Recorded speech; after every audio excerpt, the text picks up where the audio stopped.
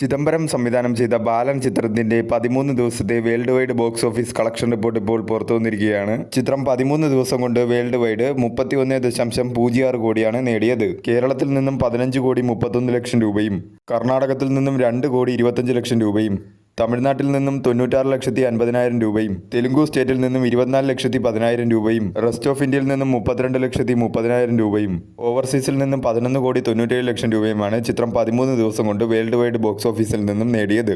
18 കോടി ബഡ്ജറ്റിൽ ഒരുക്കിയ ചിത്രം 78% റിക്കവറി നേടിയിരിക്കുകയാണ്. ലാംഗ്വേജ് വൈസ് ടോട്ടൽ ഡൊമസ്റ്റിക്കിൽ നിന്നും ചിത്രം 13 ദിവസം കൊണ്ട് നേടിയത് മലയാളം ലാംഗ്വേജ് 18 കോടി 67 ലക്ഷം രൂപയും, തമിഴ് ലാംഗ്വേജ് 24,40,000 രൂപയും, തെലുങ്കു ലാംഗ്വേജ് 18,80,000 രൂപയും, ഹിന്ദി ലാംഗ്വേജ് 2,30,000 രൂപയും, കന്നഡ ലാംഗ്വേജ് 1,10,000 രൂപയുമാണ് ചിത്രം ലാംഗ്വേജ് വൈസ് ടോട്ടൽ ഡൊമസ്റ്റിക്കിൽ നിന്നും 13 ദിവസം കൊണ്ട് നേടിയത്. ചിത്രത്തിനൊരു പോസിറ്റീവ് റെസ്പോൺസാണ് എല്ലാ മേഖലയിൽ നിന്നും ലഭിച്ചുകൊണ്ടിരിക്കുന്നത്. വരും ദിവസങ്ങളിലും നല്ല രീതിയിലുള്ള കളക്ഷൻ തന്നെ പ്രതീക്ഷിക്കാവുന്നതാണ്.